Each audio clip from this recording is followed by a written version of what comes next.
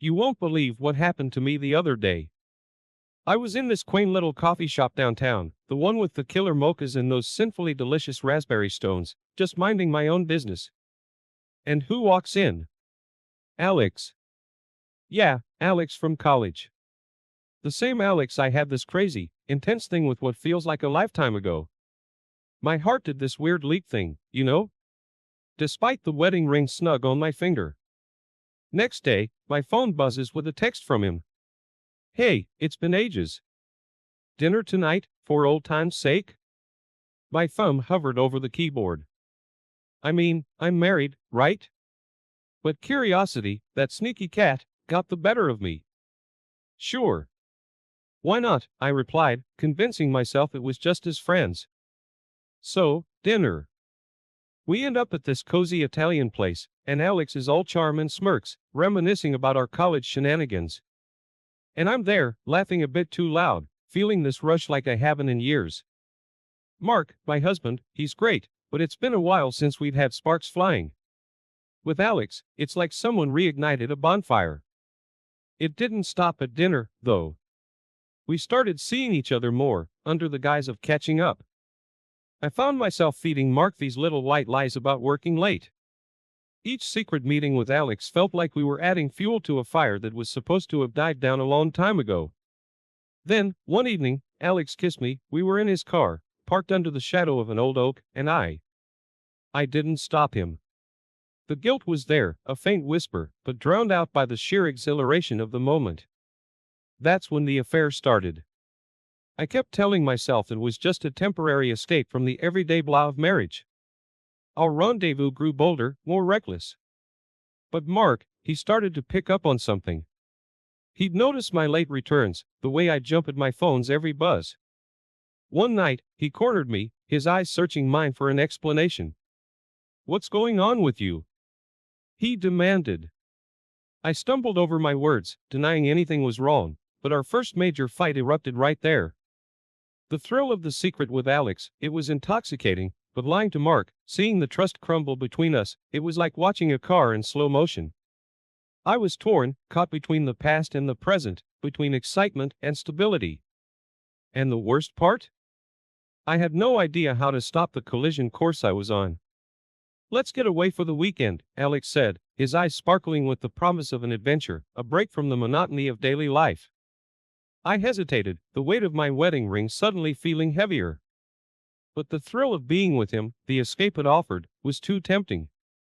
I've got a work conference, I lied smoothly to Mark, feeling a stab of guilt as he nodded, trusting me completely. The weekend was a whirlwind, intoxicating in its intensity. With Alex, every moment felt heightened, every touch electric. It was an escape, yes, but as the hours slipped by, I found myself caught in a current too strong to fight.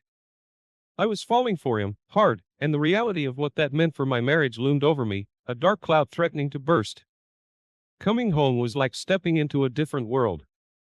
Mark's face when I walked through the door was a mix of relief and suspicion. Then he found it, the hotel receipt I'd carelessly left in my bag. His hands shook as he held it up, his voice barely a whisper. What is this? The confrontation was inevitable. The truth spilled out, messy and painful. Mark's devastation was palpable, his pain a physical force that threatened to suffocate me. Who is it? He asked, already knowing the answer. Is it him, Alex? I nodded, the word, yes, feeling like a betrayal. Then came the ultimatum, me or him. In a moment of sheer panic, fueled by a misguided belief that Mark and I could somehow navigate through this, I chose Alex. Moving out was surreal. Mark's heartbreak was a constant echo in my mind, but I pushed it away, convincing myself that this was for the best, that happiness with Alex was worth the sacrifice. Yet, as the novelty of our new life together began to fade, so did the illusion of our perfect future. Living with Alex wasn't the dream I'd thought it would be. The adventure turned mundane, and his attention started drifting. I could feel him pulling away, the connection we had fraying at the edges. Then, the bombshell, I wasn't the only one. Alex was seeing someone else. The revelation shattered me, yet I couldn't let him see the depth of my pain. My pride wouldn't allow it. The fall from grace was brutal. The life I'd envisioned with Alex crumbled before my eyes, leaving me to confront the harsh truth of my choices. I'd gambled everything on a fantasy, and now, as I stood amidst the wreckage of my decisions, the reality was a bitter pill to swallow. The adventure was over, and all that remained was the echo of what could have been, a haunting reminder of the cost of chasing a mirage. So, there I was, standing outside the house I used to call home, my heart pounding in my chest like it was trying to break free. I'd left everything behind for a dream that turned into a nightmare, and now, here I was, desperate to find some shred of the life I'd thrown away. The moment I stepped inside, I barely recognized the place. Bottles everywhere, the air thick with the smell of alcohol. It was like walking into the aftermath of the storm. I called out for Mark, my voice echoing in the emptiness. When he finally appeared, the man standing before me was a shadow of the husband I'd left behind. His eyes, once so warm and inviting, now held a mix of sorrow and disdain that cut through me like a knife. "Mark, please, we need to talk," I pleaded. But he turned away, his silence louder than any words could ever be. I tried, God knows I tried, to bridge the gap between us. I offered help, support, anything to bring back even a shadow of the man I'd loved. But Mark was distant, unreachable. The neighbors, once friendly faces, now whispered as I passed, their words a constant reminder of the role I played in his downfall. Feeling like a ghost in my own life, I attempted to piece together what was left. Friends who I thought would be there for me had turned their backs, choosing sides in a battle I'd never meant to start. Work became a place to hide, but without the anchor of my personal life, it all felt so meaningless. Then, one day, I saw Alex. He was in town, laughing carefree with someone new by his side. The sight of them together was a harsh reminder of the chaos I'd left in my wake, the pain I'd caused, and the lives I'd upended. It was a moment of crushing realization. My actions had consequences that stretched far beyond my own selfish desires. In search of some solace, some way to make amends, I found myself at a support group for people dealing with broken relationships. Sitting in that circle, sharing my story, I felt the weight of my choices but also a flicker of hope. Maybe this was where my journey to redemption would begin. Despite my efforts, my attempts to reconnect with Mark were met with silence. His sister, when I finally tracked her down, told me he'd moved away to start anew, leaving no forwarding address. The finality of her words was a closing door, the end of a chapter I'd never get to rewrite. Standing at the edge of this precipice, looking back at the wreckage of my past, I realized the path to forgiveness, to redemption, was going to be a long one. Maybe Mark had found his way out of the darkness I'd left him in, and as much as it pained me, I knew I had to let him go, to find my own way out of the shadows. The journey ahead was mine alone, a path marked by the lessons of a past I could never change but hoped, one day, to understand and forgive. Ever had that feeling where every step you take feels like you're moving through quicksand? That's been my life lately. The realization of what I've done, the full weight of my actions, it's like a shadow I can't shake off. Losing Mark. The life we built together, it's a constant ache, a reminder of the betrayal that came so easily to me then but haunts me now. In a desperate attempt to find some sort of redemption, I started volunteering. Soup kitchens, shelters, anywhere that would take me. But every time I help someone, it feels like I'm just trying to put a band-aid on a wound that's way too deep. My guilt, it's this vast ocean, and I'm out here, throwing in tiny pebbles, hoping to make it fill up. Then, one day, a mutual friend drops the news like a bomb. Mark's doing better, found some peace in a new town, working on his recovery. You'd think I'd be happy, right? But no, it's like this bitter pill I can't swallow. I'm glad for him, really, but it also feels like I'm mourning someone who's still alive. My actions drove him to his lowest, and now he's clawing his way back up without me. So, I made a decision. It's time to leave, to start over somewhere new. This town, it's just filled with too many memories, too many judgments. I need a blank slate, a place where nobody knows my story, my mistakes. Packing up was like reliving every moment, every decision. Then, I found it. A photo of Mark and me, from a time when smiles were easy and love was simple. It hit me hard, the realization that some things, once broken, can never really be put back together. My last night in town, I wandered past all our old spots. The coffee shop where we had our first date, the park bench where he proposed. It felt like I was walking through a museum of my own happiness, now just echoes of a past life. The night air was thick with goodbyes, each step a farewell to a chapter of my life I closed with my own hands. Before I left, I wrote Mark a letter. It was everything I couldn't say out loud, an apology, an explanation, a farewell. I left it with his sister, not really expecting a reply, but needing him to know that I was sorry, that I understood the pain I caused, and that I wished him all the happiness he deserves, happiness I know now I can't be a part of. The morning I left, the town was shrouded in mist, like it was hiding from the dawn. I drove out with my life packed in boxes, a heart heavy with regrets, and a hope that maybe, just maybe, starting anew was the first step towards forgiving myself. The road stretched out before me, leading to a future uncertain, but it was a path I had to take.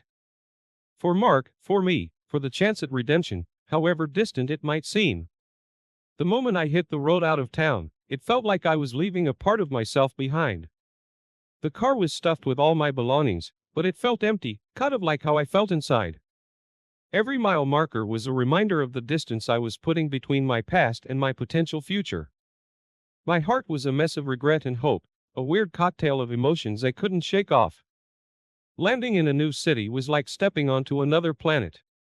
Here, nobody knew my story, my failures, or the chaos I'd left behind. It was freeing but in a bittersweet way. That taste of freedom was tinged with the reality of my choices, a constant reminder of everything and everyone I'd lost along the way. Starting a new job was my next step. I was the new girl, a fresh face among many, and while my coworkers were nothing but welcoming, I kept my guard up. I was friendly, sure, but always careful to maintain a distance. The fear of repeating my past mistakes was a shadow that followed me everywhere, coloring even the simplest interactions. Then, one idle evening scrolling through social media, I saw it. Alex, my ex-lover, the man I'd risked it all for, was engaged. Surprisingly, the news didn't sting as much as I thought it would. Instead, it felt like the universe's way of telling me the chapter of my life was truly over. It was closure, a sign to move forward. Nights were the hardest. The silence of my apartment was a stark contrast to the chaos of my thoughts. I'd replay everything, wondering how different things might have been if I'd made other choices. Yet, amidst the pain, I began to see my journey differently. It was teaching me, shaping me into someone new. Seeking a creative outlet, I joined a local art class. Painting became my refuge, a way to express all those swirling emotions I couldn't quite articulate. With each stroke of the brush, I found pieces of myself I thought were lost. My canvases were a riot of color, each one telling a story of loss, love, and the journey to find myself again. As months turned into years, I slowly built a new life in this city. It was quiet, uneventful even, but it was mine. Yet, no matter how much time passed, the shadows of my past were always there, lurking in the background. They colored my days with what-ifs and could-have-beens. But rather than let them haunt me, I learned to live with them, to accept them as part of who I am now. This new life wasn't what I'd imagined for myself all those years ago, but it was real. It was a testament to the fact that we can endure, adapt, and grow, even from our lowest points. The journey was far from easy, filled with moments of doubt and loneliness, but it was mine. And somehow, that made all the difference. Just when I thought the chapters of my past were sealed, a letter from Mark's sister landed in my mailbox, stirring up a whirlwind of emotions I thought I'd packed away. She wrote about Mark, how he's been doing well, found peace, and even forgiveness for me. But the words that hit hardest were about his wish not to reconnect. It was a closure, but not the kind you celebrate, it was the kind that leaves a bittersweet taste in your mouth. In an attempt to find some redemption, some way to make up for the chaos I'd caused, I threw myself into volunteering. There's this local shelter that became my refuge. Helping those in need, seeing their struggles, and being part of their journey towards something better offered me a semblance of peace. It's funny how helping others can sometimes help us heal our own wounds. Work was. Well, it was work. But then, something unexpected happened. A colleague, maybe sensing the loneliness that I wore like a second skin, asked me out for coffee. I hesitated. Memories of past mistakes making me wary of forming new connections. But something, maybe hope or just sheer desperation for a change, nudged me to accept. That coffee meeting turned out to be more than just a casual catch-up. It blossomed into a friendship, the first real connection I'd made since my life turned upside down. It was a reminder that not everything was lost, that new beginnings were possible, and maybe, just maybe, I could find my way back to feeling whole again. Inspired by this newfound hope, I stumbled upon a support group for alcoholics and their families. Mark was out of reach, but I thought understanding his battle might somehow bring me closer to forgiving myself.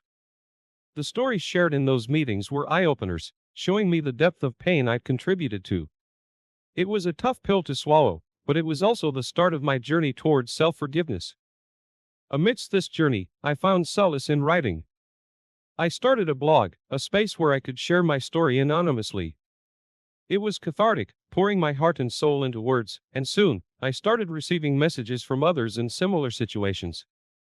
Knowing I wasn't alone, that my experiences could offer solace to someone else, it was a small comfort in the grand scheme of things. A year has passed since I uprooted my life and started anew. I've settled into a routine, a new normal that's a far cry from the turmoil of my past. But the shadows of what was still linger, a constant reminder of the road I've traveled. Learning to live with my past, embracing it as part of who I am, has been a challenge. Yet, with each day, with every small victory and moment of connection, I'm finding my way. The journey's far from over, but for the first time in a long time, I'm hopeful about where it might lead. Guess what? I did something crazy. I put together a small exhibit of my paintings. Yeah, those swirls of emotions and colors I've been messing around with finally got their moment in the spotlight. It was my way of shouting to the world, or maybe just whispering to myself, that I've come a long way.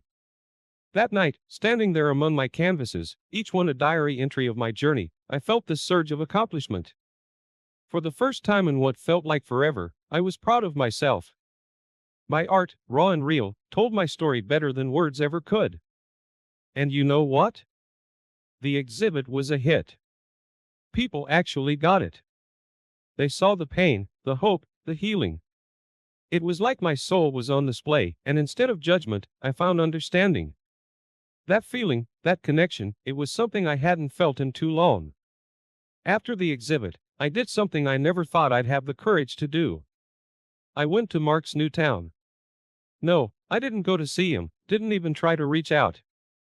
I just wanted to see, from a distance, that he was okay. And he was.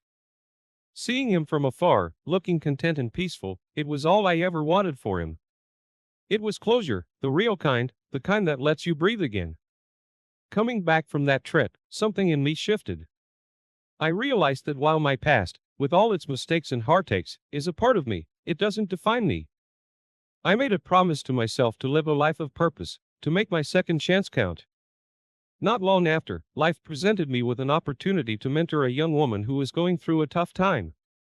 Sharing my story with her, guiding her through her own rough patch, it gave my experiences a purpose. It was like all the pain had a reason, like it was preparing me to be there for her. And amidst all of this, I found joy again. Real joy. In the laughter shared with friends, in the tranquility of a quiet evening, in the breathtaking beauty of a sunset, those moments became my treasures. They reminded me that life, despite its ups and downs, is beautiful. Reflecting on my journey, I've come to understand the cost of my choices. My life, forever changed by the decisions I made, is now a story of resilience, of finding my way out of the darkness. It's not a story of a fall. It's a story of rising, of rebuilding, of moving forward, one step at a time.